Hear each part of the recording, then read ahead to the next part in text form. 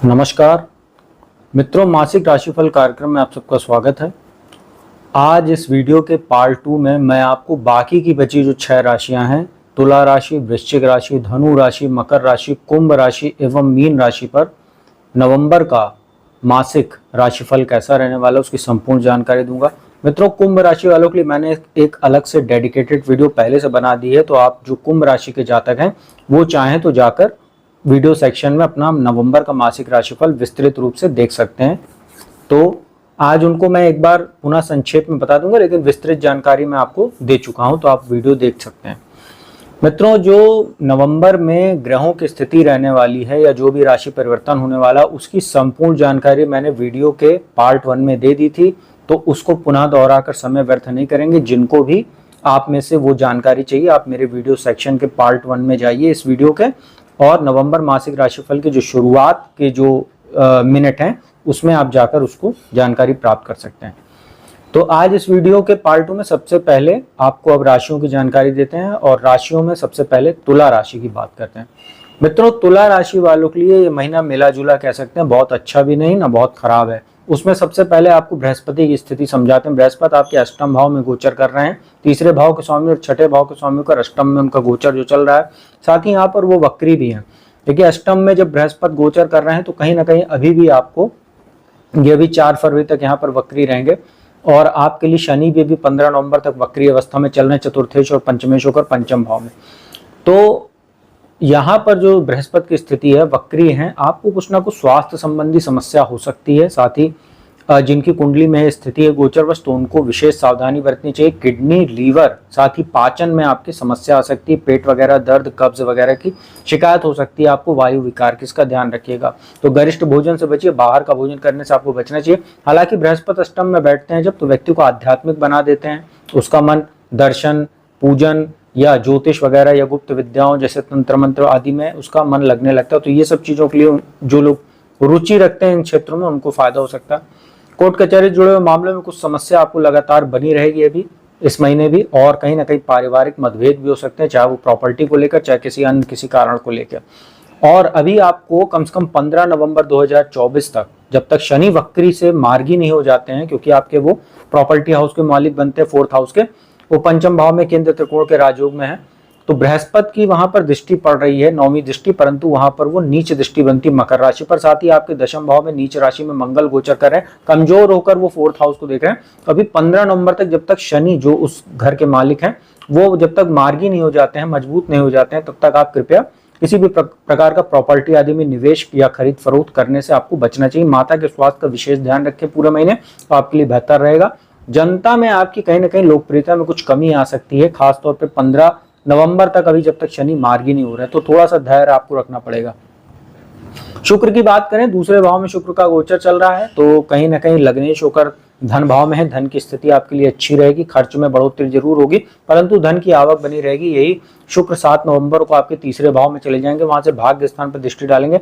भाग्य में आपके बढ़ोतरी होगी, भाग्य का सुख मिलेगा, साथ ही घूमने फिरने के अच्छे अवसर बन सकते हैं। शुक्र से जुड़ा व्यापार करने वाले लोगों को कहीं ना कहीं भाग्य का सहयोग मिलेगा, और छोटे भाई बहनों से संबंध बेहतर होंगे, मित्रों का भी साथ आपको सहयोग उनका भी देखने को आपको मिलेगा। और शनि की बात करें तो 15 नवंबर से वो मार्गी हो जाएंगे आपके पंचम भाव में। शिक्षा संतान के लिए अच्छा है, प्रॉपर्टी आदि में निवेश के लिए अच्छे वहां से अवसर बनेंगे, भौतिक सुख साधन में वृद्धि, साथ ही प्रॉपर्टी माफ कीजिएगा, जो लोग बिजनेस करते हैं उनको फायदा होगा, लाभ में वृद्धि होगी, मान सम्मान आपका वहां से, क्योंकि लाभ भाव पर शनि की दृष्टि पड़ेगी, तो अच्छा रहेगा आपके लिए। और धन में भी ये वृद्धि कराएंगे, अपने बुद्धि कौशल के माध्यम से आप धन कमाएंगे। और बुध जो है वो आपके वो भी आ जाएंगे आपके दूसरे भाव में, गोचर कर रहे हैं, तो वाणी आपकी प्रभावशाली रहने वाली, इसमें कोई दो राय नहीं है। और जो सूर्य की स्थिति है वो थोड़ी सी आपके लिए समस्यादायी है, लाभेश होकर लग्न में है 16 नवंबर तक, यहाँ पर वो नीच स्थिति में है, तो थोड़ा सा आत्मविश्वास में आपकी कमी बनी रहेगी। 16 नवंबर के बाद से स्थितियां आपके लिए अनुकूल हो जाएंगी, क्योंकि सूर्य दूसरे भाव में जाएंगे, बुध के साथ बुधादित्य राजयोग बनेगा, और बृहस्पति से दृष्टि संबंध बनेगा उनका, तो वहां से स्थितियां आपके लिए कुछ अनुकूल होने लगेंगी। तो तुला राशि वालों के लिए अगर देखा जाए तो ओवरऑल स्थिति मध्यम है, मिली जुली है, ना बहुत अच्छी है ना बहुत खराब। और जो आपके लिए राहु की स्थिति है वो आपके छठे भाव में, तो वो शत्रुअंता योग बनाएंगे, शत्रु वगैरह परास्त आप करेंगे, लेकिन कहीं ना कहीं राहु छठे भाव में बैठते हैं तो व्यक्ति को कुछ आचरण ऐसे हो जाते हैं कि वो बैठे बैठाए दुश्मनों में वृद्धि कर लेता है। तो इन सब चीजों से आप बचेगा। उल जुलूल बेफिजूल के खर्चों से आपको बचना चाहिए और बेफिजूल की यात्राओं से बचना चाहिए, क्योंकि केतु द्वादश में बैठे हुए हैं। तो जो यात्राएं होंगी अननेसेसरी अगर आप करेंगे तो खर्चा भी बढ़ेगा, मानसिक तनाव भी होगा, स्वास्थ्य भी प्रभावित आपका होगा। तो इन सब चीजों से आप बचिएगा। बाकी ओवरऑल मध्यम रहेगा ये पूरा महीना। मित्रों, वृश्चिक राशि की बात करते हैं। वृश्चिक राशि के लिए शनि की ढैया चल रही है, चतुर्थ भाव में शनि वक्री है। 15 नवंबर को मार्गी होंगे। शश नाम के महापुरुष राजयोग का आपको वहां से फल मिलेगा, प्रॉपर्टी आदि में और भूमि भवन वाहन में ये वृद्धि कराएंगे, क्योंकि शनि अब मार्गी हो रहे हैं। तो अब यहाँ से आपका ढैया का भी फल धीरे धीरे कम होता जाएगा। मानसिक सुख आपका बढ़ेगा, माता का स्वास्थ्य बेहतर होगा, उनके साथ संबंध बेहतर होंगे। कार्यस्थल पर आपका मान सम्मान धीरे धीरे और बेहतर हो जाएगा। कार्य योजनाएं आपकी जो आपके पास हैं वो अच्छे से उसमें आप कहीं ना कहीं उसको इम्प्लीमेंट कर पाएंगे। राजनीति, लॉ या शनि से जुड़ा व्यापार करने वाले लोगों के लिए अब शनि की स्थिति दिन ब दिन बेहतर होती जाएगी। तो मित्रों, यहाँ पे बात करें सूर्य की। सूर्य 16 नवंबर तक द्वादश भाव में आपके बैठे हुए दशमेश होकर, तो कहीं ना कहीं कार्यस्थल पर कुछ समस्या आपकी आती रहेगी, इसमें कोई दो राय नहीं है। कोर्ट कचहरी जुड़े मामलों में सूर्य समस्या देंगे। आंखों में कुछ समस्या दे सकते हैं, सिर दर्द, माइग्रेन जैसी समस्या दे सकते हैं। शत्रु भी आपको कुछ परेशान करेंगे। अनावश्यक खर्च में सूर्य बढ़ोतरी कराएंगे। परंतु सूर्य जब लग्न में आ जाएंगे, दशमेश होकर लग्न में आएंगे, तो ये केंद्र त्रिकोण का एक राजयोग तो बनेगा ही। मान सम्मान बढ़ेगा, निर्णय लेने की क्षमता बेहतर होगी, समाज में आपका मान सम्मान बढ़ेगा, स्वास्थ्य बेहतर होने लगेगा। लेकिन फिर भी यहाँ पर जब लग्न में बैठेंगे तो थोड़ा बहुत अपने आंखों का आप ख्याल रखिएगा और कहीं ना कहीं बहुत ज़्यादा मोबाइल टीवी को इस्तेमाल करने से बचिएगा तो बेहतर रहेगा। यहाँ पर लग्न में आपके जो है बुध भी रहेंगे सूर्य के साथ, तो बुधादित्य राजयोग रहेगा। तो जितनी समस्याएं उनको आसानी से आप मैनेज कर पाएंगे। आप चाहे बिजनेस की हो चाहे फैमिली को हो, इन सब चीज़ों से आपको स्थिति बेहतर देखने को मिलेगी। बृहस्पति सप्तम भाव में बैठे हुए हैं और वक्री भी हैं, तो वैवाहिक जीवन में कुछ समस्या आपको जरूर देखने को मिलेगी, लेकिन व्यापार के लिए अच्छा है। लाभ में आपकी वृद्धि होगी, मान सम्मान आपका बढ़ाते रहेंगे, पराक्रम पुरुषार्थ में भी आपके बृहस्पति वृद्धि कराते रहेंगे। और कहीं ना कहीं जो शुक्र की स्थिति है वो आपके लिए अच्छी होने वाली है। उसका कारण है कि शुक्र जो होते हैं तो सप्तम भाव के स्वामी होते हैं, साथ ही द्वादश के स्वामी होते हैं, और इनका जो 7 नवंबर से गोचर होगा वो होगा आपके दूसरे भाव में। तो धन आपके पास आएगा। खर्च में तो बढ़ोतरी होगी, परंतु धन की भी उसी स्थिति में और उसी मात्रा में आता रहेगा। वाणी आपकी काफ़ी प्रभावशाली हो जाएगी। परिवार में कोई मांगलिक कार्यक्रम हो सकता है और ससुराल पक्ष से भी आपको कोई फायदा हो सकता है। वैवाहिक जीवन आपका कहीं ना कहीं लाभदायक होगा। पति पत्नी को एक दूसरे के भाग्य का सहयोग मिलेगा। और जो पंचम भाव में राहु का गोचर चल रहा है, तो ये आपके दिमाग को कहीं ना कहीं थोड़ा सा अनैतिक कार्यों जैसे जुआ सट्टा, लॉटरी या मटका या इन सब चीज़ों में आपको अनैतिक कार्यों में धन कमाने की ओर प्रेरित करेगा। इन सब चीज़ों से आप बचिएगा। हालांकि शेयर मार्केट आदि में आप समय देखकर, स्थिति देखकर निवेश कीजिएगा, तो ये राहु आपको फायदा पहुंचाने का काम करेगा। क्योंकि लाभ भाव में केतु का गोचर चल रहा है, ये आपको कहीं ना कहीं लाभ देने का काम करेगा। केतु लाभ भाव में काफ़ी उत्तम फल देते हैं। तो वृश्चिक राशि वालों के लिए ओवरऑल स्थिति अच्छी, लेकिन 16 नवंबर तक आप वेट कीजिएगा जब तक सूर्य आपके लग्न में नहीं आ जाते हैं। धनु राशि की बात करते हैं। धनु राशि के लिए अगर स्थिति देखें तो 16 नवंबर तक भी सूर्य की स्थिति मध्यम है। इसके बाद स्थिति आपकी थोड़ी सी समस्यादायी हुई। कारण है कि भाग्य स्थान के स्वामी बनते हैं। लाभ भाव में सूर्य का गोचर चल रहा है। लाभ भाव में नीच राशि में 16 नवंबर तक है। यहाँ पर नीच होने के बाद भी उतना आपको समस्या नहीं देंगे। भाग्य का आपको मिला जुला ये जो है फल देते रहेंगे। परंतु 16 नवंबर को द्वादश में जाएंगे, ये वहां बुध के साथ युति करेंगे और सप्तमेश और दशमेश होकर बुध आपके द्वादश में है। तो आपको ये ध्यान रखना है कि भाग्येश सूर्य जब द्वादश में जाएंगे, भाग्य का आपको कम सहयोग मिलने वाला है। हालांकि वहां बुध बैठे हुए साथ में, तो जो समस्याएं आपकी हैं उसमें थोड़ा टैकल आप कर लेंगे, लेकिन फिर भी वैवाहिक जीवन में समस्या, क्योंकि सप्तमेश होकर जा रहे हैं, बुध द्वादश में है और दशमेश होकर, तो कार्यस्थल पर भी समस्या आएगी। और बुध जो होते हैं वो थोड़ा वहां कमजोर भी हो जाते हैं, तो इसका आपको ध्यान रखना है। और जो स्थिति अगर देखी जाए तो शुक्र की स्थिति देखें तो शुक्र जो है आपकी ही राशि में आ जाएंगे 7 नवंबर को, लाभेश होकर आएंगे, तो मान सम्मान आपका बढ़ेगा। बहुत अच्छी स्थिति आपके लिए होने वाली है और कहीं ना कहीं ये सुखद पल कह सकते हैं आपके लिए। तो ओवरऑल शुक्र की स्थिति आपके लिए बहुत अच्छी होगी। और जो बात करें अगर राहु की, चतुर्थ भाव में राहु का गोचर चल रहा है, तो थोड़ा बहुत आपको कहीं ना कहीं यह जनता में आपकी लोकप्रियता को कम करने वाला रहे, क्योंकि आप कुछ ऐसे गलत कार्य भी कर सकते हैं। आपका मन इस तरीके से हो सकता है जो गलत वे में आप काम करेंगे, तो इन सब चीज़ों से बचिएगा। अगर आप राजनीतिक क्षेत्र से जुड़े हुए हैं या किसी पब्लिक लाइफ में, तो बहुत सतर्क रहिएगा। तो और मित्रों मंगल की बात करें तो धनु राशि के लिए वो अष्टम में गोचर कर रहे हैं पूरे महीने, नीच राशि में, द्वादशेश होकर अष्टम में है और पंचमेश होकर अष्टम में। तो अपने संतान के स्वास्थ्य का ध्यान रखिएगा। हालांकि मंगल अष्टम भाव में बैठते हैं, अचानक आपको धन लाभ वगैरह जरूर करा सकते हैं, परंतु यहाँ पर आपकी कोई सर्जरी वगैरह पेंडिंग है तो वो हो सकती है, इसका आप ध्यान रखिएगा धनु राशि वाले। और कोई बीच में थोड़ी सी त्रुटि हो गई थी, माफ़ कीजिएगा अगर कुछ समस्या आई हो तो उसके लिए मैं क्षमा चाहता हूँ। ओवरऑल अगर देखें धनु राशि वालों के लिए तो स्थितियां काफ़ी मिली जुली हैं, बहुत अच्छी भी नहीं ना बहुत ख़राब है।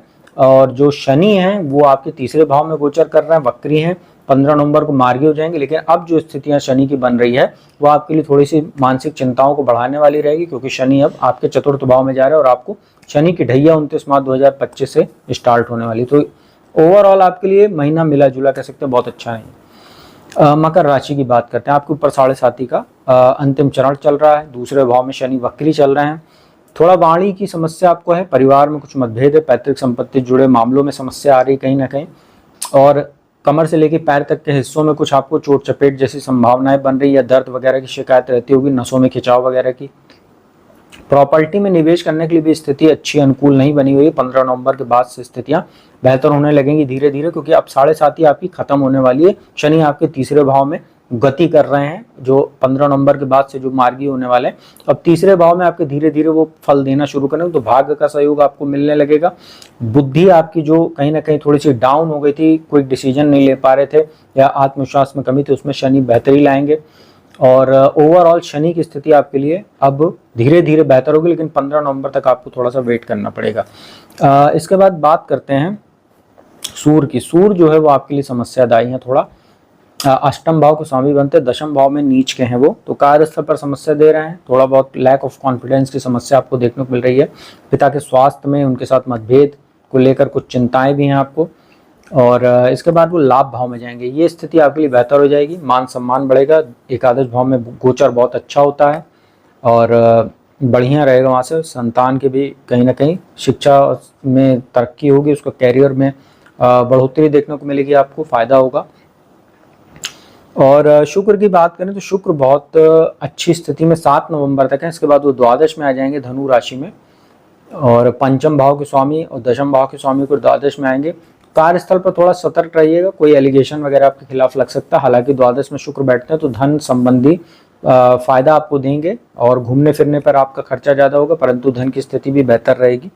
शुक्र से जुड़ा व्यापार करते हैं तो भी आपको कहीं ना कहीं बिजनेस वगैरह बाहर अगर आप बढ़ाना चाह रहे हैं, विदेशों में एक्सपेंड करना चाह रहे हैं बिजनेस को, तो स्थिति बेहतर हो सकती है।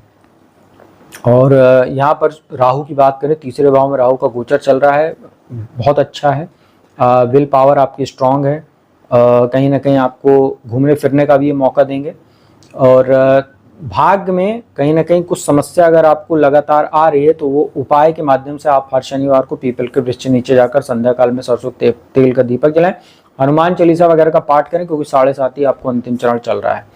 और बुध की बात करें तो बुध आपके लाभ भाव में है, अच्छा है। जो लोग consultancy, management, banking, finance sector, share sector, या आप लोग रियल एस्टेट में ब्रोकरेज आदि का काम करते हैं, लेखन संबंधी काम करते हैं, वाणी संबंधित काम करते हैं, ज्योतिष का काम करते हैं, उन सभी लोगों के लिए बुध का गोचर लाभ भाव में बहुत अच्छा। तो मकर राशि वालों के लिए अब स्थितियां बेहतर होती जा रही है, क्योंकि शनि जो है तीसरे भाव में आपके जा रहे हैं। मित्रों कुंभ राशि वालों के लिए मैं पहले ही वीडियो बना चुका हूं, आप लोग देख सकते हैं। हालांकि जो नवंबर का महीना है वो कुंभ राशि वालों के लिए बहुत ही शानदार रहने वाला है, मैं पहले ही बता चुका हूं। शुक्र जो है 7 नवंबर को आपके लाभ भाव में आ जाएंगे, भाग्येश और चतुर्थेश होकर, तो भाग्य का आपको जबरदस्त सहयोग मिलेगा।